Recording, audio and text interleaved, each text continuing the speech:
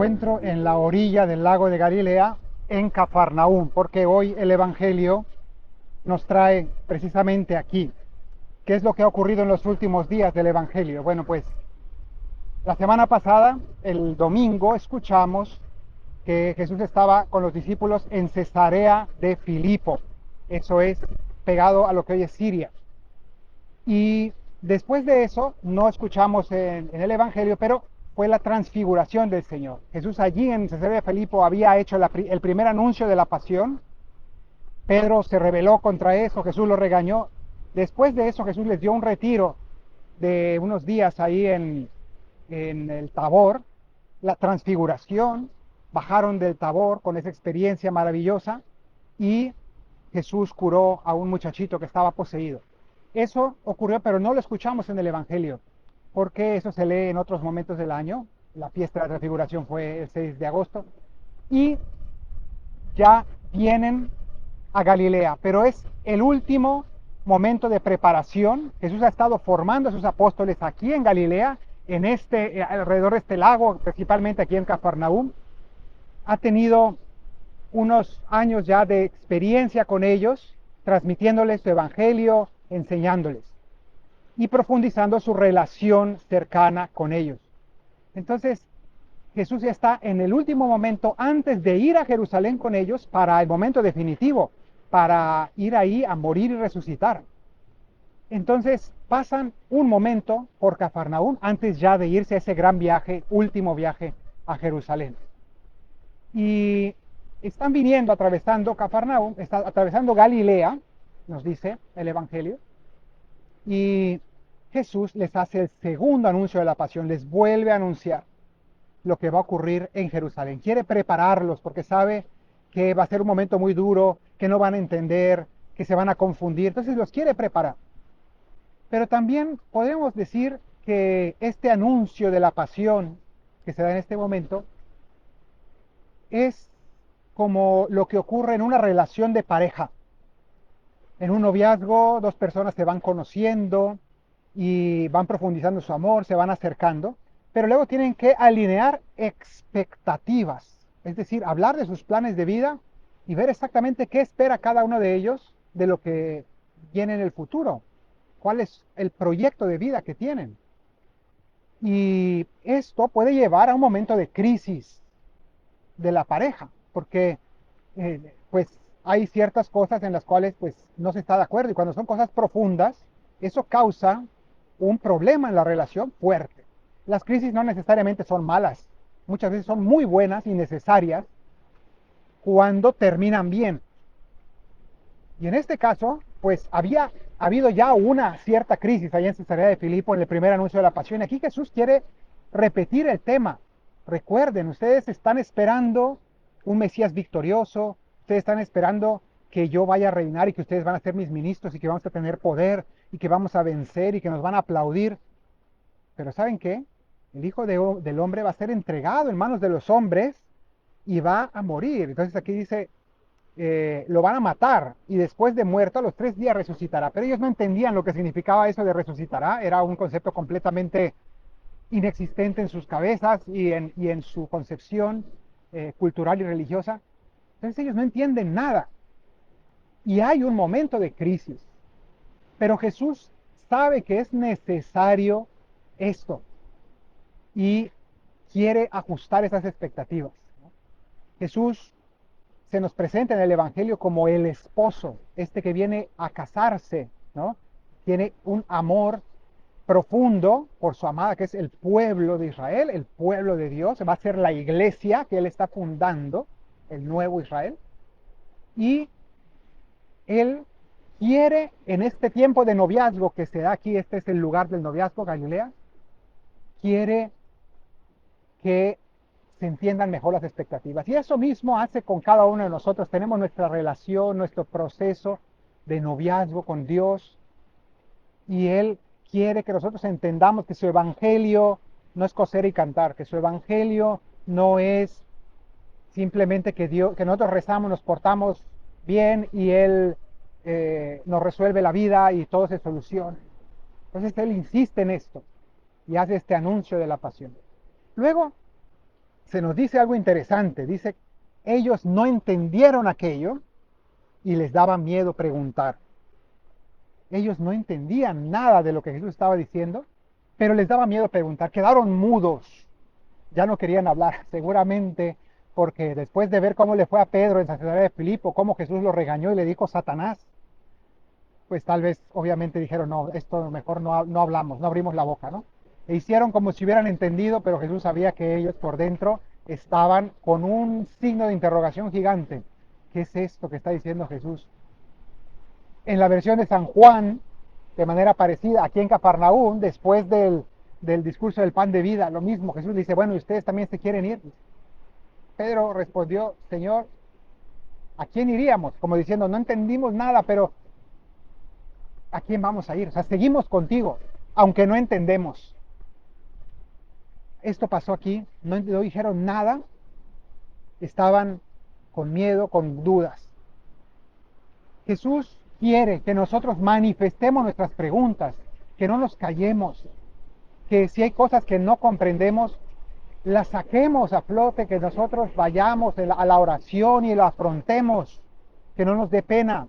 Somos seres minúsculos que muchas veces no entendemos los planes de Dios, digámoselo con confianza. Y luego continúa, decía que estaban atravesando Galilea.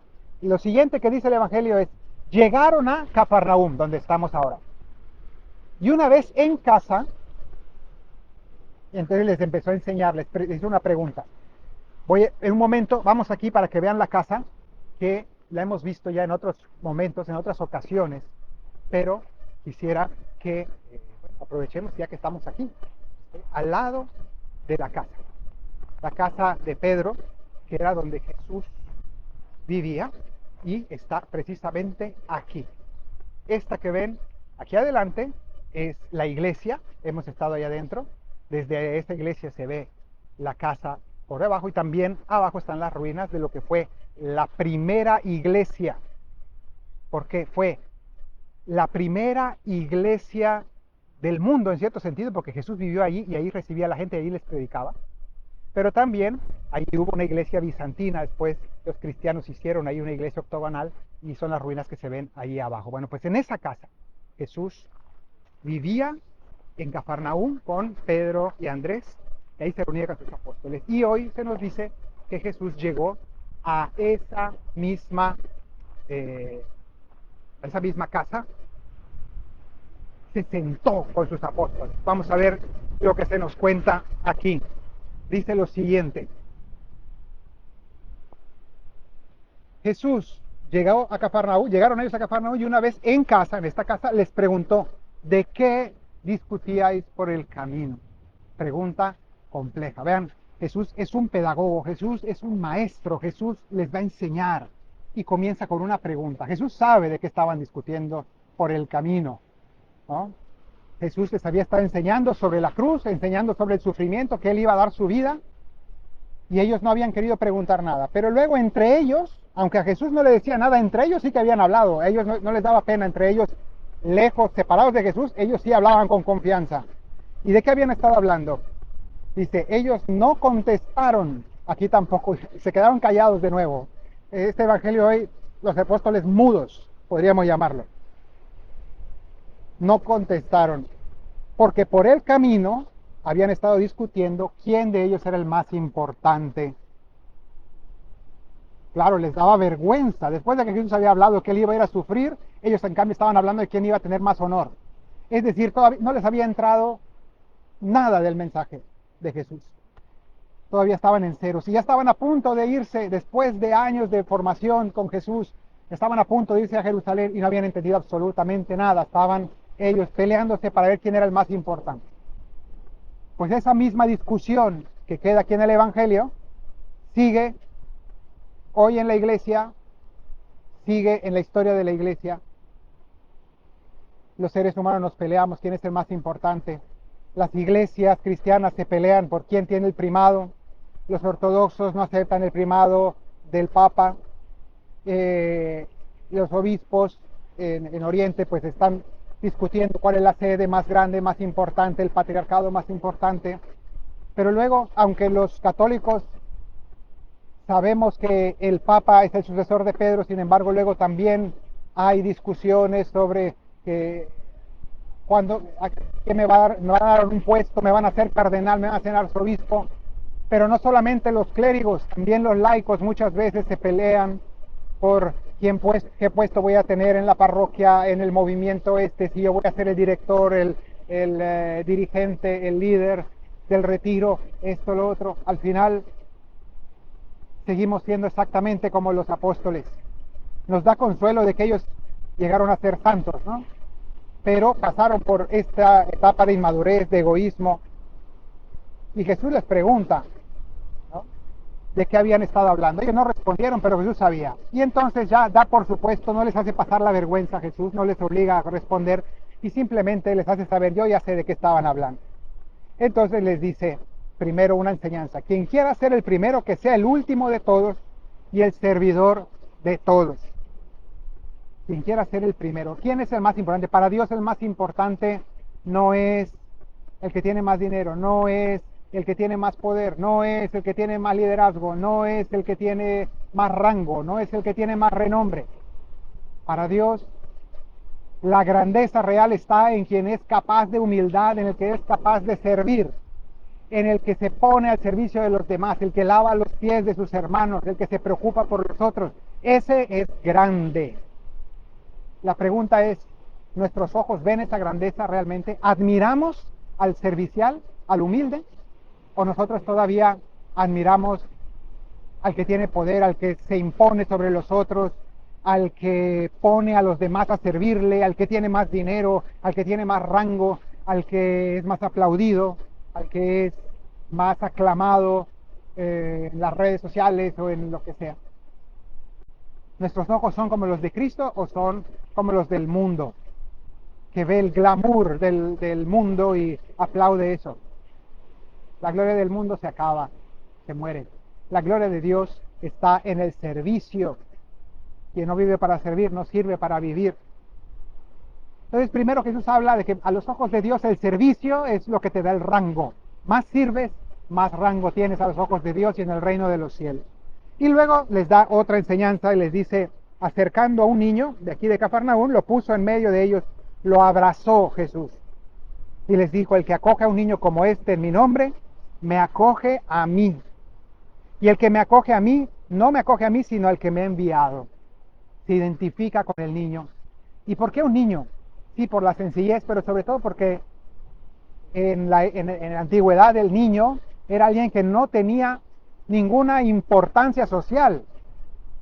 Sí, se les amaba a los niños, pero no tienen, un niño no me puede dar nada que me convenga, no me puede beneficiar en algo. Un niño requiere ayuda, requiere atención, tiene necesidades, pero no me da nada.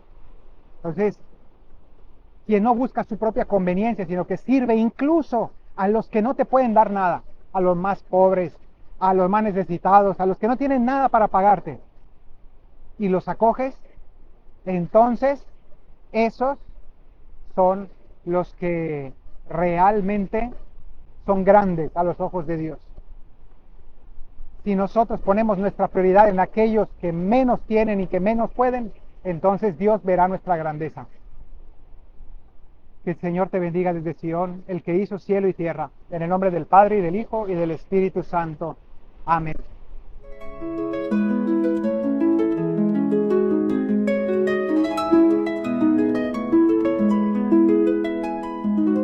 Jesús les enseñaba con tono grave y fuerte, sería crucificado y llevado a la muerte. Pero ellos no entendían ninguna de estas cosas, temían preguntarle palabras misteriosas. Quien quiera ser primero, sea el último de todos. Sirviendo humildemente, la vida se hace oro. Quien recibe a un pequeño por ver en él mi rostro, es a mí a quien recibe y aquel que está en el trono.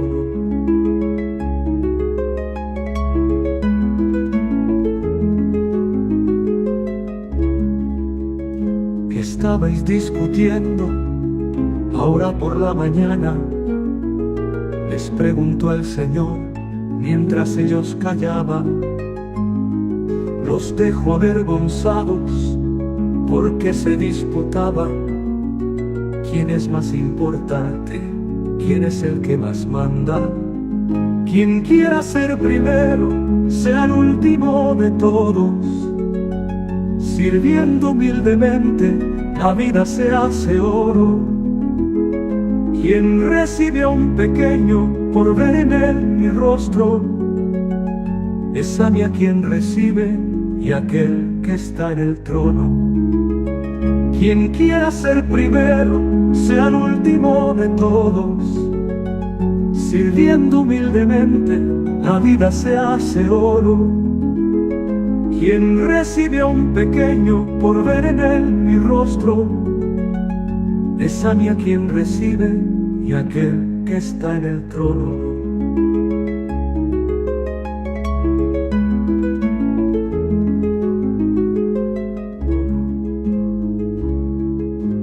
Así también nosotros, discípulos de Cristo, su cruz no la entendemos y creemos seguirlo.